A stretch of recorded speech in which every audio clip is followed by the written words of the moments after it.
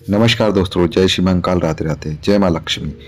दीपावली के पर्व पर दोस्तों माँ लक्ष्मी जी ने खुद स्वयं कहा है कि मेरा पूजन जो करेगा, मेरी कथा जो सुनेगा और दीप जलाएगा, उसके घरों में मैं सदा के लिए धन, सुख और सौभाग्य का वास प्रदान करूंगी। तो नमस्कार दोस्तों, आपका स्वागत है दिवाली की इस कथा में, जिसको हम लेकर आए हैं। दोस्तों, यदि आप इस बार दिवाली पूजन कर रहे हैं तो कथा अवश्य करेगा। इस कथा की महिमा इतनी मजबूत है कि दोस्त आपके जीवन में बहुत सारी खुशियां, सौभाग्य सब प्राप्त होगा। हम अक्सर पूजा पाठ तो करते हैं, लेकिन कुछ चीज़ों को मिस कर जाते हैं। कहते ना कि कोई भी रेसिपी बनाओ, अगर उसका मेन इंग्रेडिएंट्स नहीं रहता है तो फिर वो उस स्वादिष्ट नहीं आती। उसी तरह अगर हम पूजा भी कर रहे हैं और अगर माँ लक्ष्मी की कथा नहीं सुन रहे हैं, ये क्यों बनाया जाता, तो ये हमारी पूजा भी व्यर्थ मानी जाती है। तो ये 3 से 4 मिनट की कथा रहती है। मगर दोस्त, अगर इस कथा को लक्ष्मी पूजन के दौरान अगर आपने इस कथा को पढ़ा तो आपके जीवन में खुशियां आएंगी, आपके घर में कभी कलह नहीं मचेगी और सदा धन और सुख सौभाग्य विराजित रहेगा। तो सबसे पहले करना क्या है, आपको विधिवत चीज़ें बता देता हूँ मैं कि दिवाली का जो पूजन रहेगा, तो सबसे पहले दिवाली पूजन शाम को करना है, सूर्यास्त के बाद लगभग 6:30 से 8:30 के बीच। ठीक है दोस्तों, तो ये प्रदोष काल में एक समय है जो इस बार का मुहूर्त दिखाई दे रहा है। इसके अलावा आप सामग्री में क्या रख सकते हैं, माँ लक्ष्मी, भगवान गणेश की मूर्ति, चित्र, धूप, दीपक, अगरबत्ती, फूल, चावल, अक्षत जिसको कहते हैं, रोली, हल्दी, सिंदूर, घी या तेल, दीपक, मिठाई, पान, सुपारी, चांदी या मिट्टी का कलश, जल सहित। तो दोस्तों, आप इसको अगर एक बार समझ में ना आए तो दूसरी बार सुन लेना, तो आपको क्या है कि चीज़ें क्लियर हो जाएंगी। तो ये सब चीज़ें कर लेना आप। सामग्री जो मैंने बताई है बहुत ही ईजी है, आप लोग लगभग रखते ही होंगे। और इसके बाद क्या करेंगे, हम पूजन का विधि जो क्रमवार रहेगा उसको कैसे करते हैं। हम अक्सर हम क्या करते हैं कि पहले ये कर देते हैं, फिर दूसरी चीज़ बाद में करते हैं, तो नहीं, ये भी एक क्रम में रहता है। तो सबसे पहले जो आपने घर की सफाई तो अभी तक कर ही ली होगी, तो उसका तो कोई टेंशन नहीं है। मुख्य द्वार दीपक पर जलाएं, मतलब दीपक जो है ना मुख्य द्वार पर जलाएं। उसके बाद पूजा स्थान पर लक्ष्मी गणेश जी की मूर्ति स्थापित करें। इसके अलावा दीप जलाकर ओम श्री गणेशाय नमः बोलकर गणेश जी का आह्वान करें। फिर ओम श्री महालक्ष्म्याय नमः कहकर माँ लक्ष्मी जी का पूजन करें। फूल, अक्षत, चावल और मिठाई अर्पित करें। धूप दीप दिखाकर आरती करें। ठीक है दोस्तों, इसके बाद आपको क्या करना है कि लक्ष्मी जी की कथा पूजा में पढ़ने के लिए मैं आपको बता देता हूँ कि क्या करना है। ठीक है दोस्तों, एक बार की बात है, जब समुद्र मंथन हो रहा था तो लक्ष्मी जी जब प्रकट हुई, वे एक सुंदर कमल के फूल पर विराजमान थी। दोस्तों, कथा बहुत ही ध्यान से सुनना। इस कथा को सुनने के बाद आप निश्चय ही अपने जीवन में बहुत आनंद मिलेगा, आपके जीवन संवर जाएगा, है ना दोस्तों। तो ये कथा आपने जब भी करें पूजा में जरूर शामिल करें। ठीक है दोस्तों, तो स्टार्ट करते हैं हम। एक बार देवता और असुर जब समुद्र मंथन कर रहे थे, उस समय मंथन से माँ लक्ष्मी जी प्रकट हुई। वे एक सुंदर कमल के फूल पर विराजमान थी।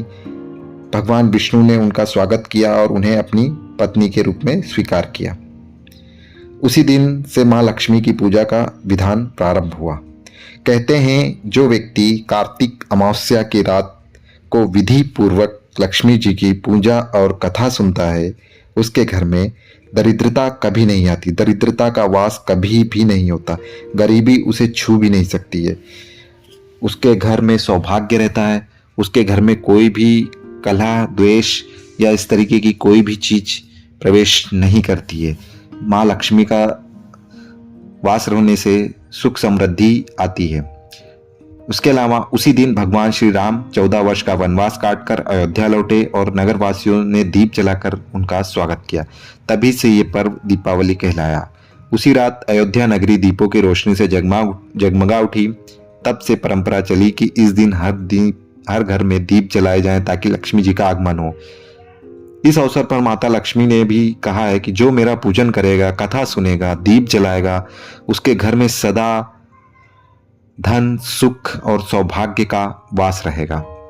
तो दोस्तों, ये कथा संपन्न हुई। आप इस कथा को जरूर पढ़िएगा और 2 से 3 मिनट की कथा है। जब आप लोग आरती करते हैं तो उस समय ये कथा जरूर करिएगा, क्योंकि ये मैंने क्रम भी बता दिया कि किस तरीके से आपको करना है सारी चीज़ों को। ठीक है। इसके अलावा फिर आप आरती करिएगा माँ लक्ष्मी जी की। आरती के बाद कपूर जलाकर परिवार सहित आरती करें, प्रसाद बांटें। पूजा का महत्व बता देता हूँ आपको मैं। लक्ष्मी जी का आशीर्वाद घर में धन, सुख और समृद्धि, शांति लाता है। भगवान गणेश जी विघ्नों को दूर करते हैं। दीपक जलाने से अंधकार, आलस्य, नकारात्मकता दूर होती है। घर में कोई भी निगेटिविटी हो या कोई भी इस प्रकार की चीजें हो जो आपको अभी तक प्रभावित कर रही हो, आपका धंधा न चल रहा हो, आपके घर में पैसे बिना फालतू के खर्च हो रहे हो, या फिर लगातार बीमार रहते हो, तो ऐसी परिस्थितियां यदि आपके घर में उत्पन्न हो रही हैं तो आपको इस पूजा पे ये करना चाहिए जो मैंने बताया। लक्ष्मी जी की कथा सुनने से इस पूजा में समझ लो कि 100 गुना वृद्धि हो जाती है, और कहीं ना कहीं जो आपकी ये पूजा है वो एक सही दिशा में रहती है।